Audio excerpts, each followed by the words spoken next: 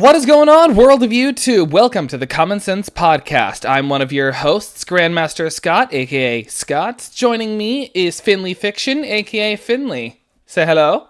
Hello. Hello. Alright, today we are continuing our discussion from the Halloween episode on video game movies. But first, Finley, I heard that you had finally seen the FNAF movie. I have. This is probably way delayed because everybody's probably seen it, but I just watched it last night, and personally, I thought it was a very, very bad movie. Oh, care to explain why? I just didn't rate anybody who watches this is probably thinking, what the heck? Because everybody loved the movie. I did not. My favorite part of the movie was the pixelated intro. Oh yeah, the little 8-bit arcade thing at the beginning. Yeah, I really liked the song, and I liked how it kind of continued. It felt kind of ominous how the yellow rabbit was just stealing all the children away. And you have to kind of use your brain to fill in the blanks of what's going on back there. Honestly, I think it would have been very interesting to actually explore that. I want to see, I think it would be kind of cool to see, what he's actually doing, kind of see some of the bloodshed. But I get it. This is a sort of semi-kids franchise. It's more akin to an adult franchise that just turned out being for kids. Yes, that's something I think that is ridiculous, because the first FNAF game released in, I believe, 2016. Actually, no, that doesn't sound right. I looked it up. Give me a sec. I need to look it up again. Okay, that's fine. Yes, it was 2014. So, everyone who played the game was possibly in their teens or tweens or whatever. So everybody who played that game is at least in their 20s. Yeah. So personally, I think they should have done an R-rated film. I would have been able to watch it, but I don't really care.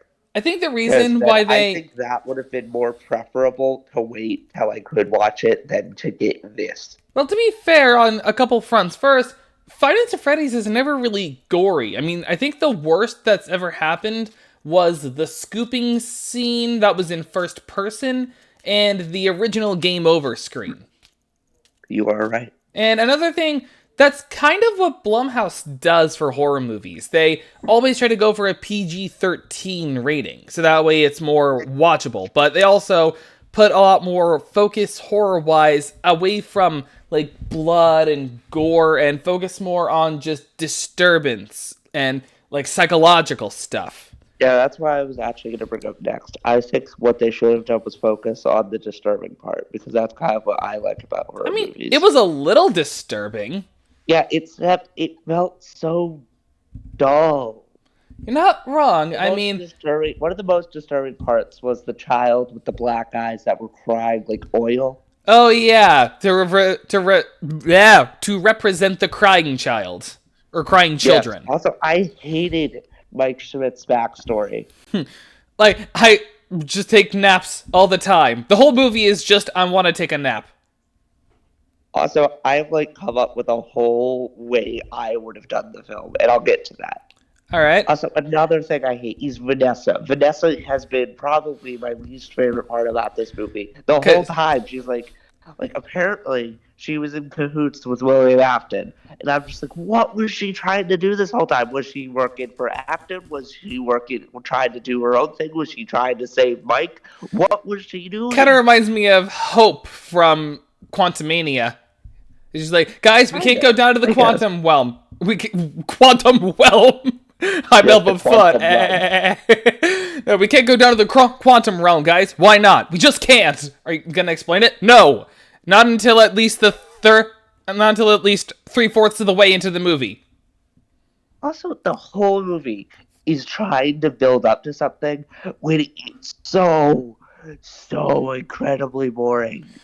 I felt so when is something gonna happen?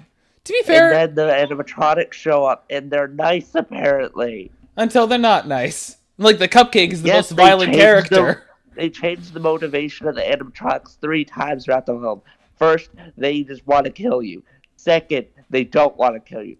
Third, then it turns out Afton is controlling them, which I hated, because in the games, the animatronics absolutely despised Afton. That was the whole reason why they went after Mike Schmidt and Mike Fitzgerald, I think, from FNAF 2, because they kept thinking he was William Afton. Yeah, it's ridiculous. And another thing is they were never supposed to be like partially conscious but mind controlled. The whole point of the animatronics was that they were animalistic, that they just worked off of instinct.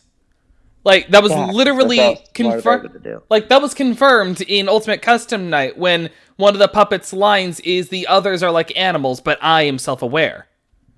So, oh yeah, Charlie wasn't in this. They don't mention Henry. It's it is weird. Like, although at the same time, we have to give credit for the amount of FNAF references that they did between the Bite of 87, the Spring Locks, Sparky, the Annabelle doll from the book, from that book 314.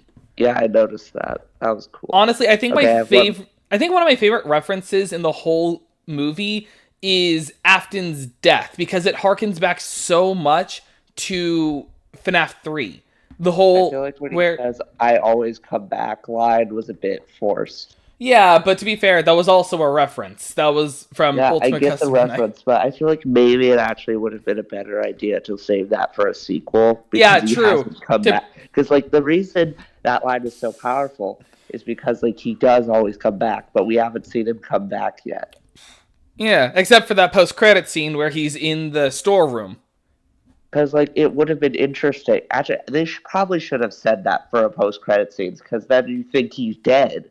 And then when he's like, for a post-credit scene, it could be like, "I always come back." And instead what they did... Like, oh, he is back. And instead what they did was spell out, "Come find me." Okay, which I think... I have one more thing to say before I go on to what I think they should have done for this movie. Okay, first can I say... Yes. Can I say what my theory is? Yes. My theory is with that "come find me," I think that's the puppet, Charlie. And I think what they're going to do, because I have a feeling that they're going to do a sequel because of how successful this was. It's like one of Blumhouse's most successful movies so far. Yes. I think they'll do a sequel, and I think what they're going to do is have, like, in the first parts of the movie, like, Mike and his sister just, like, living a normal life. And then there's like some psychic message said to him either through his dreams or just in general where someone's spelling out "come find me." And that's going to lead him to going to the FNAF 2 location where the toy animatronics and the puppet are. Yes. So the thing I was going to say is I think it's stupid that William Afton's at the beginning and he is the phone guy. I really liked that. That was a nice little callback to that old game theory of how they initially said the phone guy is the purple guy. Nice little nice little connection.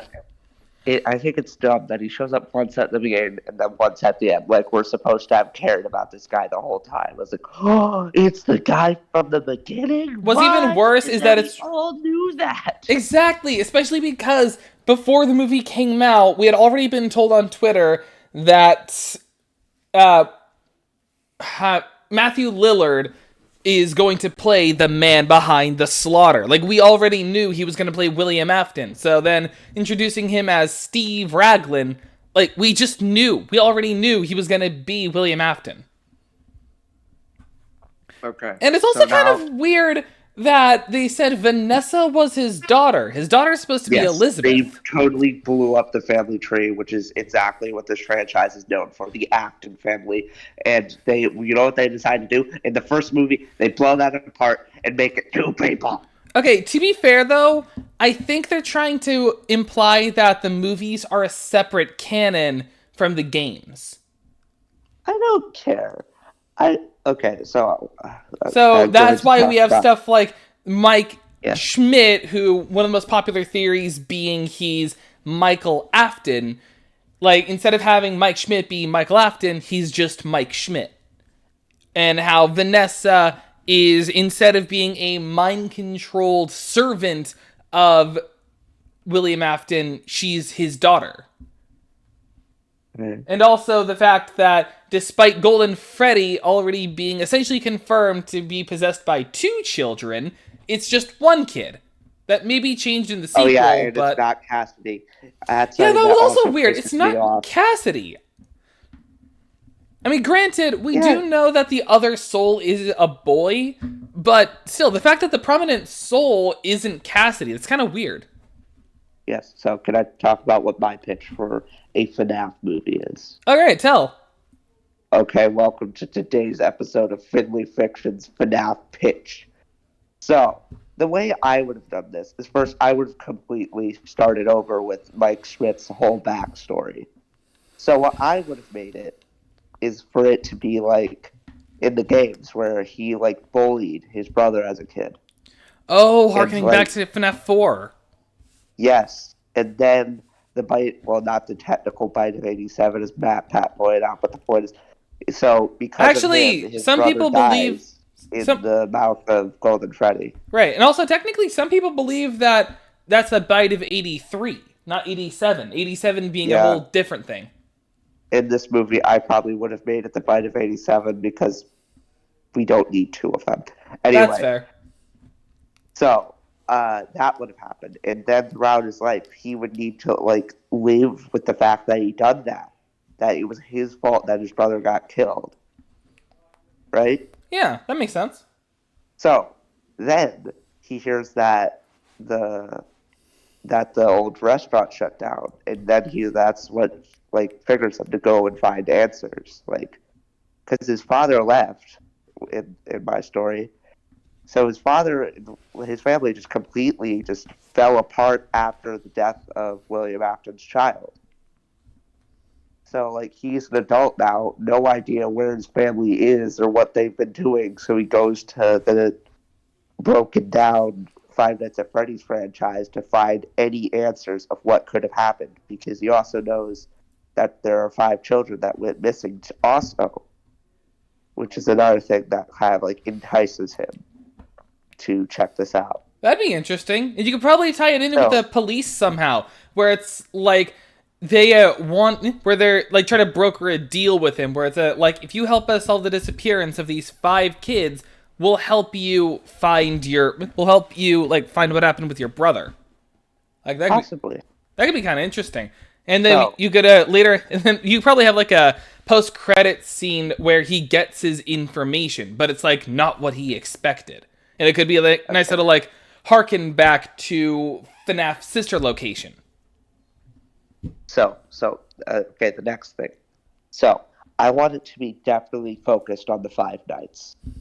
So how I would set up this movie is first I would have a little graphic for each night, like it would go to a black screen and then it would type out in like a little pixely text like night 1 6 a.m. or night 2 6 a.m. Oh, that'd be cool. That would have been cool. I feel like that would have been so cool aesthetically. They didn't do that. You know what else they didn't do? Toreador March. What the heck is that? The theme that Freddy plays when you run low on power. When you run out of that power. would have been awesome. Like the whole I would have loved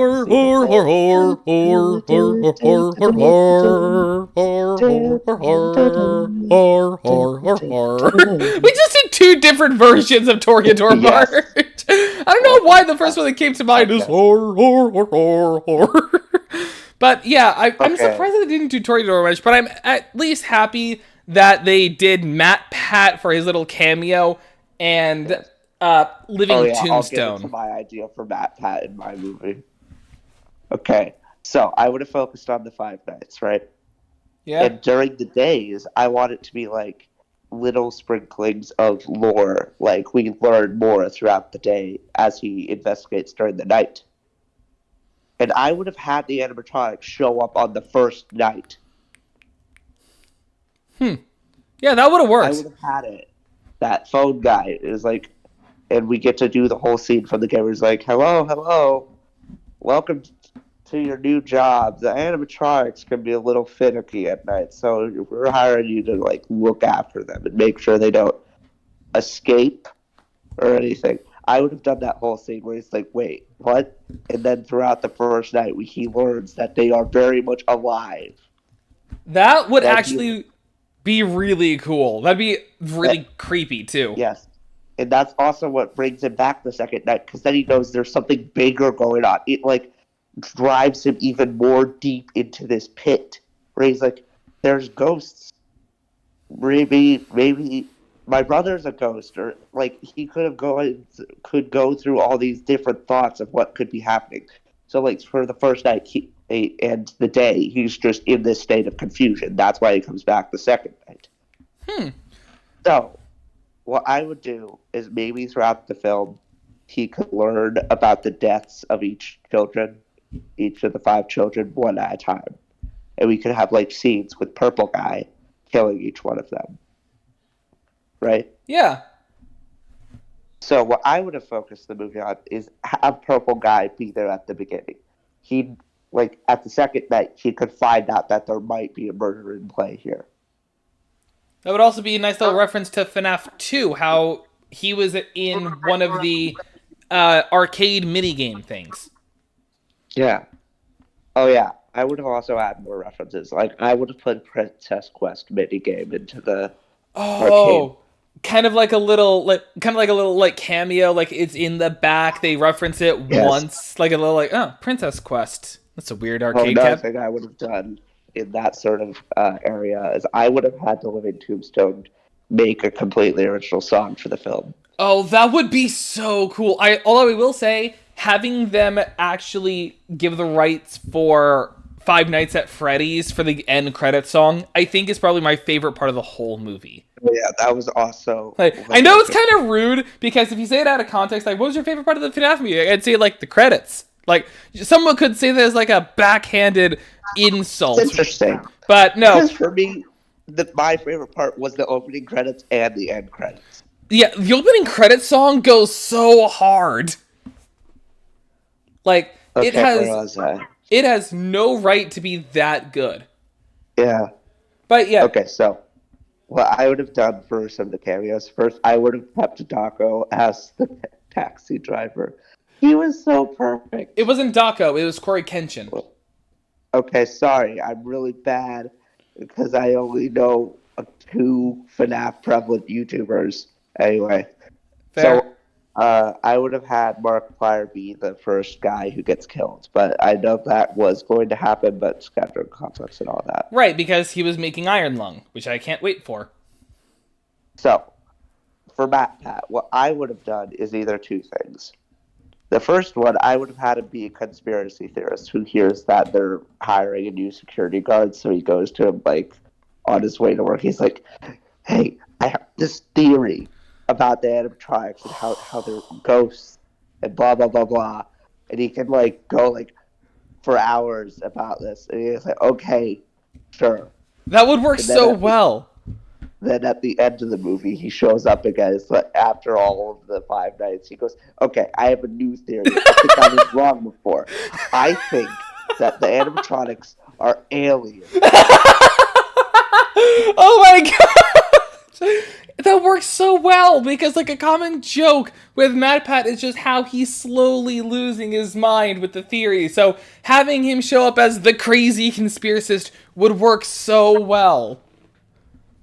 My other one was kind of like, I heard my brothers talk about this, where if I thought it would have been funny if he still worked at the diner, and then every customer, he shows up and tells them a ridiculous theory about whatever they're talking about, and he goes on for hours and forgetting to even ask them about what they want to order, and then the manager comes out and is like, stop telling them about your theories and give them the drinks. That would be so funny. So one or the other. Okay, Okay, so 2 things on there. First, I had actually seen a short on how someone would do a second FNAF movie, and because one of the main complaints was that the movie wasn't like the games, which is kind of a weird complaint, because you realize if it was all with the movies, it's just like... it's just like flipping the screen up and down, looking to the left and right, shutting doors. That would not be that entertaining of a movie. I disagree, partially, but I'll get to that. I mean, if they change, like, the camera... But no, so, the thing, I heard an opinion where one way they could do a sequel is making it a kind of prequel where with a kind of Blair Witch style, well, not Blair Witch, like a Paranormal Activity style camera angle where it's just by security cameras, and it flips between two different parts. You have someone who's working night shift with the animatronics, and then at night and in the day, it's just like the regular pizzeria, but you would occasionally see William Afton taking kids to the back to get killed. Right. Which I think would work. But, okay, I'm also going to say, when I first heard about the prospect of a Five Nights at Freddy's movie, my initial thought was doing something kind of similar to Barney's Great Adventure, which, yeah, if you didn't know, Barney the Dinosaur had his own feature-length movie. So, okay. And essentially the premise, world-wise, was that that Barney does exist, but only as a franchise, not as a character, until he does become a character that's alive. So, an idea I had is, it's a world where Five Nights at Freddy's is known, and a detective's office is looking into a series of cases that feel like a copycat of the Five Nights at Freddy's games. So, they decide to hire in experts, and making the experts and the main characters just every single YouTuber who's done something with Five Nights at Freddy's. So you'd get MatPat, Dogco, you'd get Markiplier, Jacksepticeye, 8-Bit Ryan, FNAF. Like, you just get all these YouTubers, and they're realizing, wait, this is real? And then, like, partway through the movie, you realize that someone's actually making animatronics to kill people, and they're realizing, this is real. And it just having it turn into like a horror comedy thing where it's just like all these YouTubers realizing what they just got themselves into. So like one of the jokes being like they just see an animatronic just actually real as they're all just standing in a corridor and they just scream and then immediately start running away. Oh yeah, that reminds me. If I was trying to make a FNAF movie for children, I would have made it a horror comedy. Yeah, because I feel like that's just really funny. Because just imagine, like, all of these YouTubers just sitting... Now, I admit, the concept of using YouTubers as cameos, but them playing themselves rather than a character, I admit, is a little cringe. That's what Minecraft Story Mode did. But here, I think, if you set it in a world where it's a franchise, but someone's copying the killings, so you get these YouTubers as white-collar experts, I think that wouldn't be cringe. And I think like 8 pixels. Yeah, and I think it'd just be really funny, because, again, just imagine, like, all of them sitting in a room, and they're being explained about the copycats, and MatPat's just like, oh boy. And you just got Markiplier and Jacksepticeye, they're just like, wait, what? Like, they're just confused. And then you could have some joke where a cop does get bitten the same way with the FNAF 4 minigame, and Markiplier's just like, was that the bite of 87? And you could also have, like, a scene where... Yeah, and you could have a scene where someone, like, one of the YouTubers is about to get killed, but then they're saved by Jacksepticeye, and he just tries to do, like, a cool guy moment, just saying, top of the morning to you, laddie. It just, the whole thing... Such a fan service movie. It does, but I also feel like it would work. So cringe. People would hate. Like, I love you, and I think this is a pretty good idea, but I personally feel like the general populace would feel like this is horrible. Well, I'm sorry for that. I feel like they would feel like this is like, they're not even trying, but actually, never mind. I feel like maybe they would, because if you're not trying to take it seriously, then people might like it. Yeah, because that's kind of what I'm trying to do, because I'm trying to make it like horror comedy, but putting a lot more emphasis to comedy and then a little bit of horror. But I do feel like if you want this kind of idea to work, don't make it a feature-length in theaters on streaming movie. I feel like this feels more like a collab project between YouTubers when I say it out loud. You know, just like something all these YouTubers come together, like they're doing like a little short series on not shorts, but like mini series on YouTube. Yeah. And that's what it is. I feel like if you do it that way, it wouldn't be cringe. It would just be a collab project. Can I get back to my pitch? Okay, so? So, I would have also had it that we actually explored the game mechanics more. throughout the Five Nights because what? Okay, I'm gonna kind of start over here with the way I want the Five Nights to work is each time he discovers a little more as he investigates and tampers with the animatronics. And I also would have had it that he needs to avoid them and actually focus on the doors and have a power and a battery life. And I would have had the fan and the cameras because he does not do the cameras that much in that movie. I think the In only the time the actual movie. cameras are used are when those punks break in. All it does give us the Yeah, funny like scene with Hank, where he's just like okay, running, that is one of screaming the on the things you're cameras. mostly. That's one of the things you're mostly looking at when you play the game, and you hardly have any focus on that in the film. Yeah, So, like, I would have had it the Five Nights function like that. And you mentioned earlier that how you thought that wouldn't be that interesting. I kind of disagree because then you have like you would need to build suspense. That is what yeah. people want. When I People need actually think back on it, I suspense actually to would enjoy. work because if you do the camera angles right with stuff like close-ups to the face, showing the outside with the animatronics roaming, like a scene with Foxy charging down the hall, I feel like you could make it really tense and enjoyable then. Yeah, because like if you have a mix of him being the detective and needing to avoid the animatronics all in one, I feel like that would lead to a pretty interesting movie. Yeah, I feel like that does work better than my idea at least. So I also want William Afton to be in this.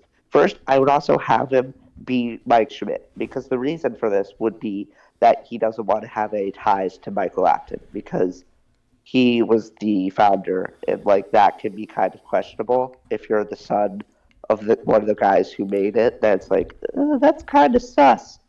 Yeah, And that I'm would work. sorry I said sus. Yeah, Okay, so whatever. it would also in the games his name was Mike Schmidt, so that made sense. Yeah, that does make Also, sense. I would actually have at least someone say Henry Emily's name. Yeah, I'm surprised he wasn't even at least mentioned. Maybe So they'll do throughout that the in the film, sequel. Like they'll mention the sequel when maybe like Mike is interrogated by cops. They're yeah, like, Michael had a partner of sorts. Like maybe they'll do yeah, that. maybe. So Like throughout the film, he learns more about the killer and how he's like, oh, there was a killer, and we get to learn about Charlie's death. that would be really good. Plus, that'd also be a good way to introduce the puppet. Like maybe they're like So I always would there. tease They're just a Charlie little in this creepy. movie to be like Charlie is dead, and I would explain how Charlie. I would also explain like the rivalry between like as Mike learns more, he gets to learn about the rivalry between Henry and Michael Afton, William Afton, and how like they kind of hated each other because of their bit of differences, and because of this, like that inevitably drives Afton to kill his daughter who got locked out, and then he realizes how much of an insane person he is and how much he just loves to kill children. And I know from some people's perspective that sounds like lazy writing, but no, I disagree. Some people in real life are just insane like that. Which I think is supposed to be the lore of William Afton. Because I think the whole point I is it always was at want first that just too. revenge, but then he kind of lost sight of revenge and just became overtly murderous. Yeah, where he's just like, no, he's just crazy. I love that because that's like real life. People are just not right in the head. And how eventually this just leads them to his endless strive for immortality. Right, which I had heard was supposed to be like an original theory. Like, remember that old theory of William Afton, how he's killing so he can become immortal? I feel like there's other reasons and That was like how an he can be old. immortal. That was an old Matt Pat theory, like back during Ultimate Custom Night old. Oh, gosh. So, what else do I have to talk about my uh and also wait, what else? Okay, I feel like maybe I should talk about the climax bit. Also, Vanessa is not in mine. She's just not here. Like, That's if you're stupid. gonna introduce her at all, like either have her in like post credits or just like a minor character until she Yeah, turns I into would a have her major. as an Easter egg. Oh, this cop, her name is Vanessa. Look at that. Yeah. Anyway, so I also like if any form of Afton Star, I would have had Elizabeth in this. Yeah, definitely. And we could like maybe tease at she died, maybe Like maybe by have like a doing little that is girl something that I just would. appears occasionally, and then by the end of the movie you find out this girl's actually dead. So like another Also, movie could just but lead to like, him trying yeah, to find the sister location, trying to find I'm Circus going to Baby get to the Repair. sequel idea. Okay, let's hold off on that. Fair. So, I would have like maybe teased that she died. Michael wouldn't know because like he's been in the dark about his family, like I've already established. Right. So for the climax, I would have had like throughout the film, I would have had it that he sees Afton throughout the pizzeria, being like, "Oh, that's suspicious. Is that an animatronic that's being possessed, or is that an actual guy?" Like he learns a little more about like that might be a person in the suit, and then at the end, he sees that it's his father. Like, what the heck? Oh, also, what something else I would have done is have multiple male uh, characters throughout the film that you don't know any of them. Like, you don't know which one is going to be Michael Afton. I would have That would had have it been a be good plot secret twist. Like like any of them could be the killer, and because if then you're a casual, because the reason I think this works because if you're a casual fan who actually knows about the lore, then it's suspenseful because you don't know which one it's going to be. And if you're just a casual watcher who knows nothing, it's also suspenseful because you have no idea what's going to happen. right, that would work really well compared to when they just blatantly told us, "Hey, Steve Raglan, yeah, he's the killer. That's him." Because like throughout the film, you can learn about the other security guards, like the one before you who died, which would have been played by Markiplier, obviously, and like maybe one before him that you could be like, maybe he's the killer, or maybe you could have a police officer who might be the killer because he does wear a badge in the games. You could Right. also have like the guy who gives him the job; he could be the killer. Like that would A work bunch really of well, but you just don't know. yeah, and at the end, it all comes like together where it's like, oh my gosh, he's him, and then he's like, hey Mike, I'm your papa. And I think if you want a good joke for that idea, like when he's coming up with his alternate name of being Mike Schmidt, you could either have him make fun of how stupid the last name is, or have someone else tell him that his last name is stupid. Yeah, that also would have been funny. Yeah, because or it could have been like someone's like helping him, so they give him a fake last name, and they tell him like, "How about your last name is Mike Schmidt or something?" And he's like, "That's dumb." Like you could have like Yeah, a lot, you could have some good comedy with that, like poking fun at the source material without pulling a Velma. yeah, and throughout, also, I have no idea what I would do with Golden Freddy, but I'm sure I'll figure something out. So, like, at the end, you have something similar to the way it ended in the actual film. So, what I would have done is that at the end, William Afton's like, okay, he's learning too much and goes in to dismantle the animatronics and hide the bodies somewhere else so he doesn't find anything more out about what he's doing. So one by one, he dismantles each and every one of the animatronics. Then at the end, uh, uh, You could have like a, Mike comes into work, and then it's like, this is odd. and then you could And have then he him being sees like, Afton. Then he's like, well, it's time to kill you. You've seen way too much. Like he sees him dismantling all of them. and then Then he's it's like, saved by the ghost children. yes, then the ghost children saves him. And then it's like they back Afton in a corner because it's raining and this place closed down, so there's a lot of holes and stuff in the A roof. nice little callback to And we FNAF also, 3. I would have established earlier in the film about the spring locks and how they're activated by moisture, and that's why the crying child died because he cried so much. Right, that'd be a good reference. And then then we actually get a proper version of the spring lock scene. Yeah, I'm surprised Where by how they did that. Like, aren't the spring locks supposed to be like throughout the whole suit, not just at the rib cage? yes, but I didn't really mind that because it's a movie. It's like Yeah, whatever. that's fair. Like, you gotta take some liberties. And then he dies. And then Mike leaves. He calls the police. The police like would have been involved throughout the film because as like then they were like, well, we figured out who the killer was. He's dead. We'll work this out. And then Mike's like, and then he was like, okay. The police talked to Mike. It's like, here, maybe you have a future in the police or whatever. He'll probably deny it. They can have a little conversation. Mike quits or is fired, whatever, because the place gets actually properly shut down because of the investigation. The Right. franchise is in ruins. Like, and then Mike's like, he has answers now. He knows what happened to his child. No, not his child, his brother. And now he has to like live with that. And I'll get into why he comes back with the sequel. So it kind of ends like that. We get to hear Living Tombstone for the credits.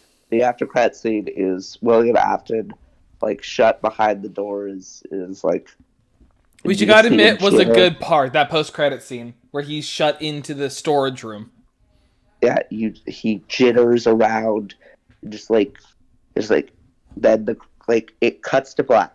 Then he goes, "I always come back." That would work so much better. But I can tell you the reason why this movie was liked so well. Why? Because it was Five Nights at Freddy's. Like Yes, it was FNAF, a Five Nights at Freddy's movie. In that case, it succeeded. It was a FNAF movie. just like with why the Mario movie succeeded, because it was Mario. And Except personally, I also feel like you can say it wasn't because they changed so much about the game. yeah, but at the same time, you kind of have to take certain liberties here and there when you're converting something into a movie because, well, you gotta do some things for the audience. But at the I same need to time, establish another thing here that I do not hate the movie because it's not what I would have done for a FNAF movie. I don't just hate it for that. I also don't like it because I feel like, from a storytelling perspective, it is objectively a bad film because because it's it's just boring, so slow many paced. nights of a dude just taking a nap. Everyone's motivation is all over the place. It's horribly written, and that's just why I don't like the film. No, that's completely understandable. But at the same time, it had that FNAF crutch, so it held on well.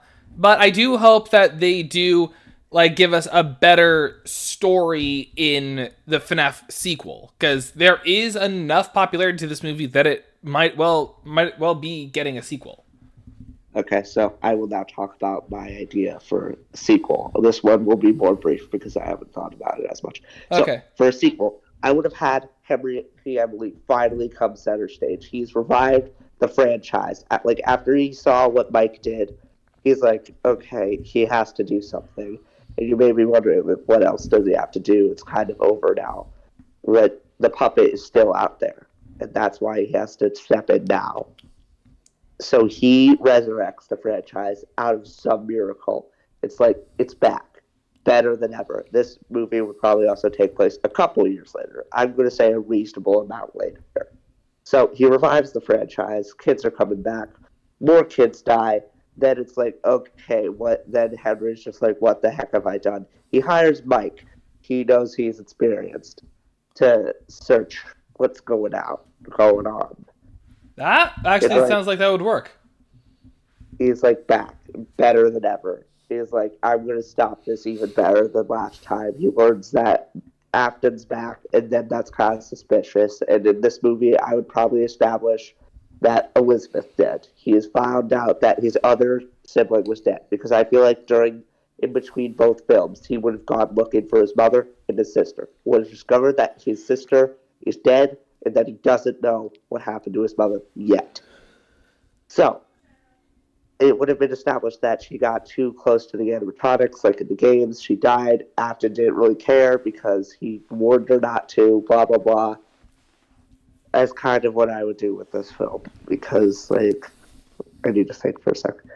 No, Like that that, actually sounds like that'd work. it is kind of a repeat of the last film, except I'm going to try my best to establish more new stuff for this. No, Because that Henry's works. back, Afton's back, but he's a zombie. And that's even more interesting for like Mike to deal with because it's like his father is an actually dead but not. Making him Also, in the last Springtrap. movie, I forgot about Cassidy. I forgot to mention Cassidy. Oh yeah. He would have also learned a bit about Cassidy. Maybe Cassidy would probably be more prevalent in this film to establish why he's not dead because Cassidy won't let go. We learn about more about how he went too far with Cassidy. Yeah, that would actually Uh, work. And maybe for this film, we could do the fire, setting all the children's spirits free. Right, maybe we could Maybe. finally delve into Remnant. Yes, we would also probably dive more into Remnant. Yeah. One of the most I feel like for this confusing movie, parts. it would probably be a mix of FNAF 2 and a tad bit of Sister Location. Nothing entirely wrong with that. I mean, Mangle was Because, in like, FNAF that- 2, and Mangle was That's just cool. Funtime Foxy.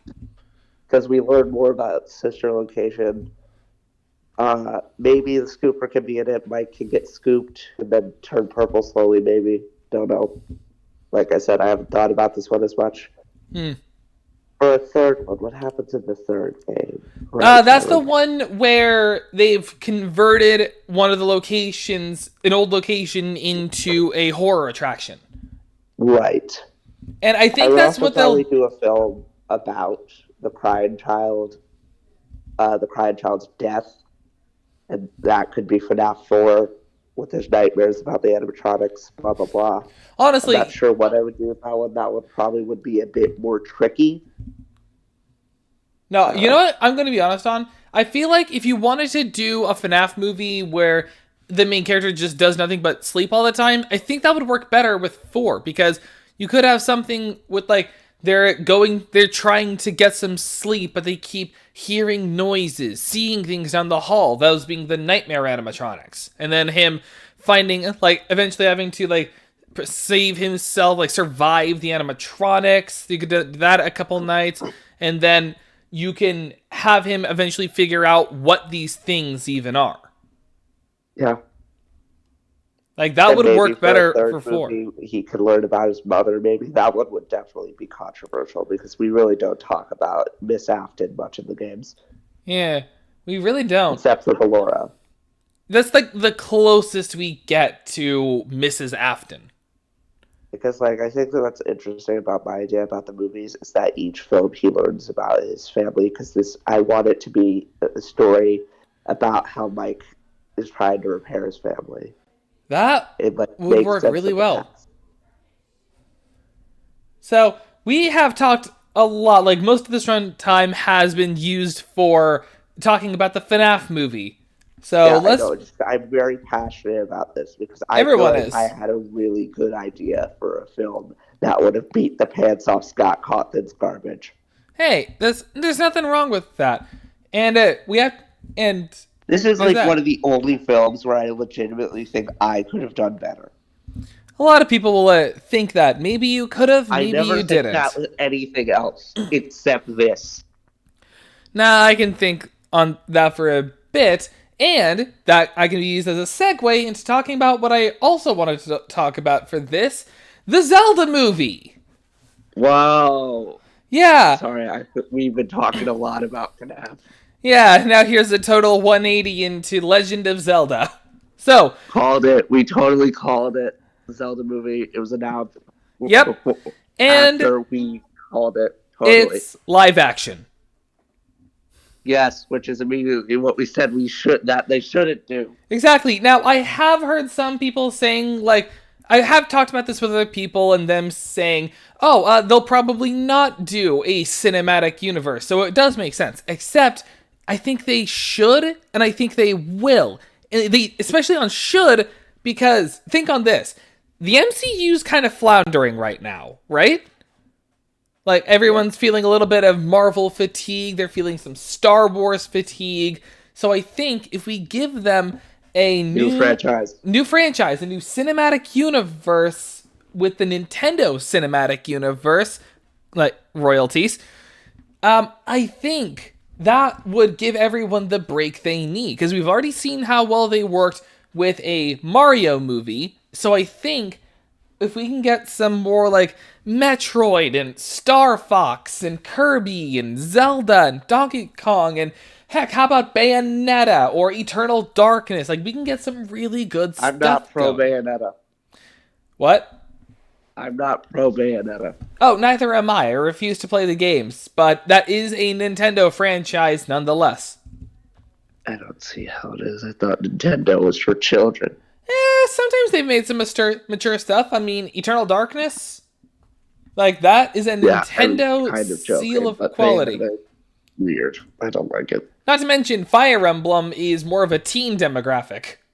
Yeah, and Metal Gear. Wait, no, Metal Gear is a Nintendo. Sorry. No, it's fine. But yeah, Nintendo's not always been for children. So maybe like Bayonetta and Fire Emblem can be some of their more like like PG-13 or even R-rated audiences. They So better not mess this up. After the Five Nights at Freddy's movie, I have very low expectations for the future of video game live action film. yeah, but I really, again, if no one saw last episode, as a recap, we said, if they do a Zelda movie, it should be a live action. We said this because if they do a cinematic universe with a crossover with all of their Wait, you said characters, it should be live action. You mean it should have been 3D animated? I meant 3D animated. It should not be live action. Because if they do live action and then they do a crossover with Mario, that's gonna look silly. That's gonna look like Space Jam. I understand why they're doing this. They want it to be grittier because Legend of Zelda is grittier, more story driven than Mario. So it's like, oh, it works better in live action, and they're actual people Yeah, with proportions. But I think it would have absolutely been gorgeous to see it 3D animated. Because exactly. these games are known for their beautiful graphics. Indeed. Also, I like their character designs, and they shouldn't change. I completely agree Also, with it will you. upset less people with the casting and everything. Just Exactly. Like if you just do the voice actors rather than the live action, because that's one of the memes I've been hearing on the internet is like the Zelda movie with Link played by Tom Holland. Like I understand. I understand it's a joke, but I have to admit Tom Holland is a terrible choice for Link. He's just not good. Now, we did say this before, you said this specifically, Finley, that they should do 3 different Zelda movies covering Young Link, Toon Link, and Regular Link, which I completely agree with you. That way we can not only get some good comedy out of that, maybe a little Spider-Verse reference where the Links are pointing at each other. Like, you get a good reference out of that. But you can also, again, remember that there's Young Link, Toon Link, Regular Link in Smash Bros., which could be like the NCU's their version of the Avengers. And if they wanted to further milk these franchises, like Nintendo could go fan service and like have certain movies crossover. Like you could do a Mario X Zelda crossover. You could do a Kirby X Star Fox crossover. You could do like crossovers with all the different franchises. And because because Nintendo has a lot of franchises in Smash Bros., they could work together with the same companies who would make those games, like Atlas and Square Enix and Capcom, and they can do other video game movies in the NCU. Like, you could get a Street Fighter movie, you could get a Final Fantasy VII movie, which I know technically already exists, but hear me out. You could get a Metal Gear Solid movie, which, granted, Metal Gear Solid would probably work better live action. But at the same time, they could also do like a CGI thing. But regardless, I think that you would just do a lot better if you did animated Zelda rather than live action. And if they aren't doing a cinematic universe, then Nintendo's out of their gourd. Can I talk about something unrelated? Sure. It would be really cool if we could get comments on these videos, because I think it would be really fun to actually answer some questions from the viewers. This may be a podcast, but you are still an audience, and this still is on YouTube. So if anyone would like to chime into our conversations, let us know. We probably should have talked about this earlier in the video for audience retention, but hey. Yeah, fair point. We were talking about we do not live up to our name at all. No, we don't. Not to mention, we were also talking about the FNAF movie before we started recording, so I just... Oh, something else that bothers me. We had, like, for the thumbnail of the last video, FNAF for clickbait, and now we're actually talking about FNAF, and I have no idea what we're going to do for the thumbnail. Probably Zelda? It's horrible, but that also probably would be good for viewers. But that's so stupid. Whatever. Well, if you want to talk a little bit more with Zelda, that's funny because the last one we talked about Zelda more than FNAF, and now we're talking about more about FNAF than Zelda. True. And we're having a Zelda thumbnail. Hey, it is funny. But if you want a little bit more Zelda content, I do have something I want to say about Tears of the Kingdom. Can we call this video a part 2? Probably. So, an idea I had with Tears of the Kingdom was that I have a feeling they're going to be doing DLC for this. And the reason I see this is 2 reasons. First, there's some bits of the lore we just don't understand yet, like the Zonai. Like, we don't fully know enough about them. Right? Yeah. And I think we could do that in a sequel. And the reason I say, not sequel, in a DLC. And the reason I say this is you cannot max out your hearts or stamina wheel in this game. And basically, oh my gosh, words. What I mean is, if you get all of the shrines done and you trade in all of the orbs of light, I think is what they're called. I may be wrong. If you get all I'm just trying my best to understand. So if you get all of them and you trade them in for either stamina wheels or hearts, if you choose to max out one side, like get all hearts or all stamina, you can't actually max it out. You'll always be 2 off. You'll either be 2 fragments of a wheel off, or you'll be 2 hearts off. That's why I believe that's my theory is that they'll be doing DLC for this. That they'll have 2 wave DLC, like DLCs often do with Nintendo, and it'll work that one DLC will introduce 4 shrines, so you can get either another heart or another stamina wheel, or that, well, actually no, that is it. And then the other wave of the DLC, the other part, will give you the other 4 shrines. Yeah. And that's just my theory. My game theory. I was gonna do that for the outro, but fine. So, hey, we can do it when we can do it as the outro together. Like, we can say it simultaneously. Okay. So, with what time we have left for this podcast, I would like us to talk more about what I initially want us to talk about. Right, because we actually had a plan. Right. We are going to talk about more on video game movies. And because of how little we've been talking about them now, we may have to do this as a part 3. But for now, I want Not technically, by the way. We were talking about a video game movie. True. Fair point. And a potential future one at that.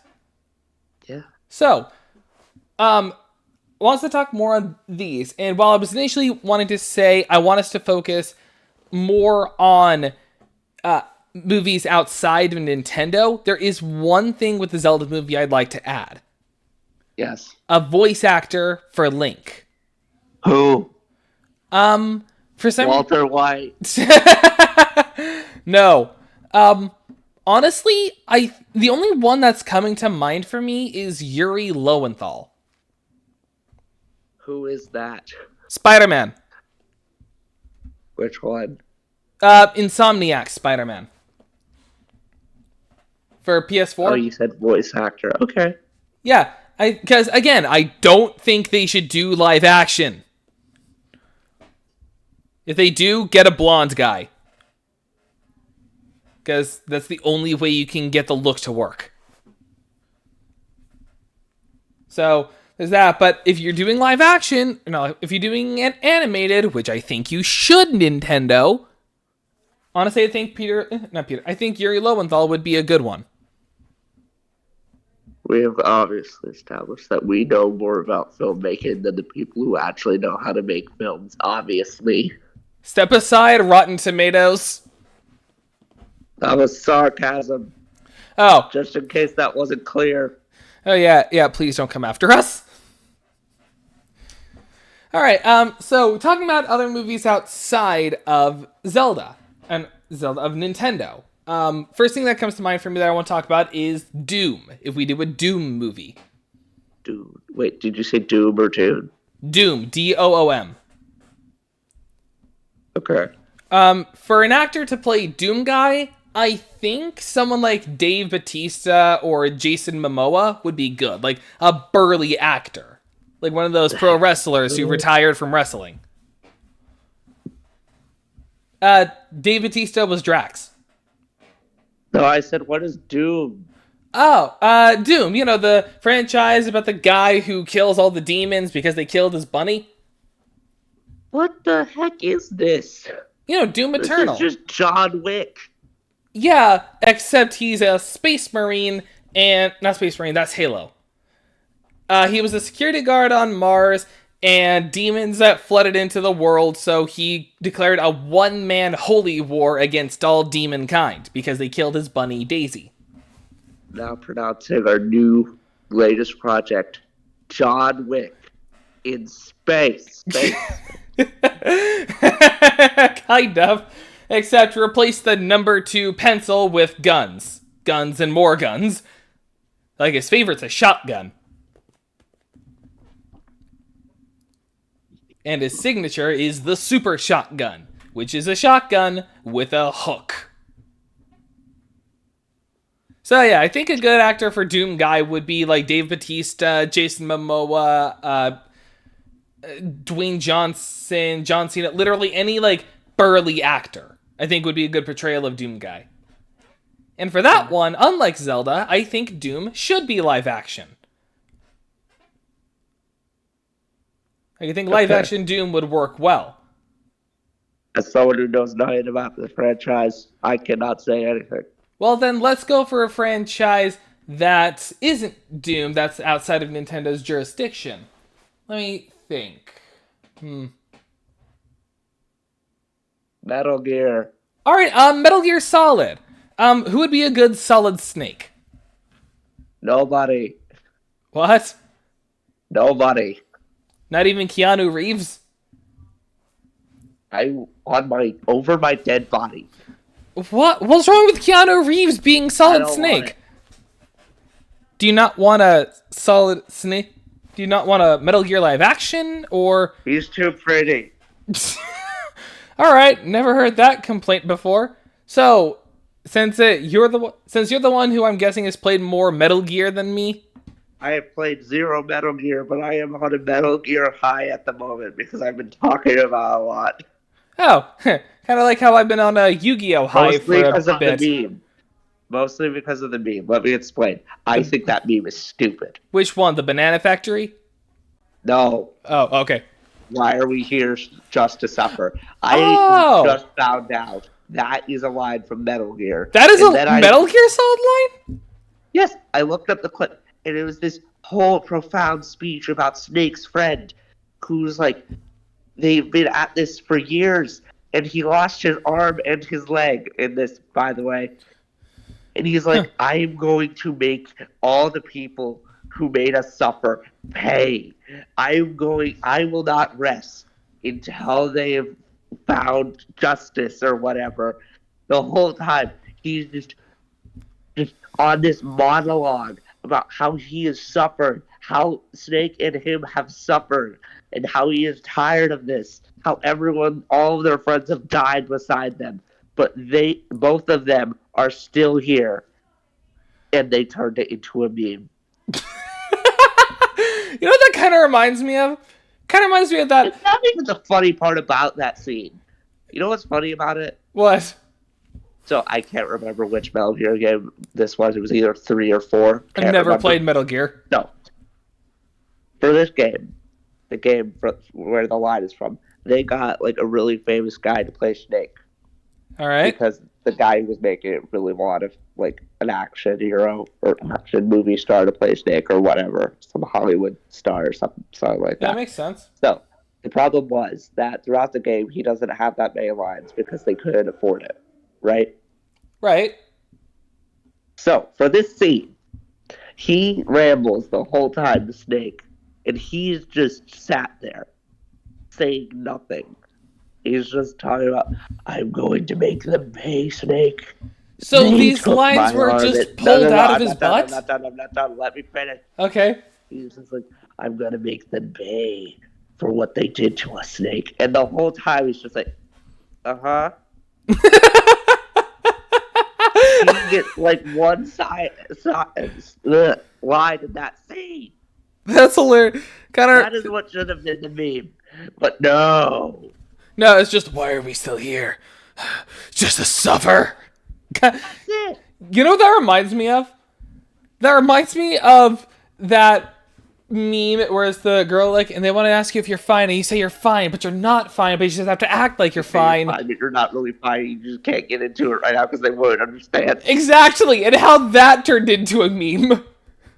This is like, sometimes the most heartfelt moments just turn into some of the most hilarious but most stupid memes ever. Exactly. Kind of like that one with the girl yelling at the person on the other side of the table while her friend holds her back, and the meme has just changed to, it's the girl yelling, her friend holding her back, and it's just like the fed up cat, just like, what are you talking about? I love that. We're talking about something that's so incredibly off topic for the theme of this episode. Huh. So, I found out that Endgame, Avengers Endgame, there was a scene that was deleted. They had a special extended cut that only was in theaters. Right, I remember the re-release. Where Iron Man snaps his fingers and he goes to the soul realm or whatever and sees his daughter all grown up. Huh. So, I am so incredibly mad that they didn't include the scene in the final cut. Actually, I'm kind of mad too. The reason they didn't add it was too confusing for a general audience. And let me explain why it is not. Because of Infinity War. No. That is not why. No, because remember at the end of Infinity War when Thanos got his snap off, he met in the Soul Realm with Kid Gamora. But the thing that was confusing for the audience is that they didn't know who Tony was talking to. Oh. What? So, let me explain why it is not confusing. So, in the beginning of Avengers Endgame, Tony goes down to look for his daughter. He set up a little tent. He has, her mother's helmet. I remember that. And in this scene, there's the tent. You see her little campground, right? So that's already one visual clue you hear, right? Yeah, I remember. The daughter. Iron Man goes, "Do I know you?" Which first, this is good because it's build up. Who could this be? Is it his wife when she was younger or something? Who is it? Is it his mother? Who? Who could it possibly be? Ooh. Then she literally calls him Dad. Oh, they should have kept that in. How is this confusing? Explain that to me. Who is this? She calls him Dad. He's a daughter. You absolute moron.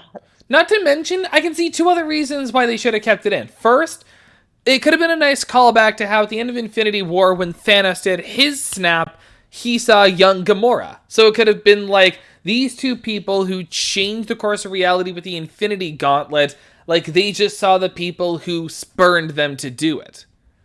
Also, if it was too confusing, I have a bunch of ways they could have fixed it. Yeah? First, they could have given her the rescue helmet, nodding that she could become rescue in the future and she could take it off. Second, they could have had her say, "I love you 3000" once Tony leaves. Which would have been a nice callback to how his daughter said that before he began the time heist. Exactly. There's so many visual clues that they could have put in there. Also, rescue helmet? Hey, this is his freaking daughter. Also, what rescue helmet? The rescue helmet, because when Iron Man goes to find his daughter, she steals the rescue helmet. Right. I forgot about that scene. But the other reason why I think that would have been good is, remember, Hulk also used the helmet. So maybe what they could have done there, instead of showing someone he had to sacrifice, you could do two things. You could either have a scene where it's Black Widow, so he's remembering how she would eventually sacrifice herself for the Soul Stone, or, and this is my other point, as a tie-in to She-Hulk, they could have mentioned, he saw his son. Because remember, at the end of She-Hulk, they had Scar. Which I'm still upset that they did, because they could have done that for Planet Hulk. Or you could use that as a setup for a Planet Hulk movie, where when he did the snap, he saw his son and he wanted to find him, so he went to Planet Hulk. Right? That is very possible, but I feel like it probably wasn't important to the story. Yeah, but it also could have been a good callback to Endgame, because it seems like all of the movies nowadays just remember Endgame. Like at the end of Far From Home, it was literally just the events after Endgame. Yeah. So I think that would have been a good callback to Endgame. It could have been good, but apparently we're not doing that because Marvel is about as intelligent as Nintendo. Okay. We couldn't think of a Mega I Evolution. feel like we should probably end now. Oh yeah, you're right. We've gone for over an hour now. Thank everyone so much for watching. If you liked what you've been hearing today, be sure to subscribe. Comment down below since we can connect with you guys there. Like the video, share so more people know that we have a podcast, and don't forget to check out both of our channels, Finley Fiction and Grandmaster Scott. And until next time, just remember, it's all just a theory. A game theory! I'm still incredibly unsynchronized. Okay, bye. Yeah, later.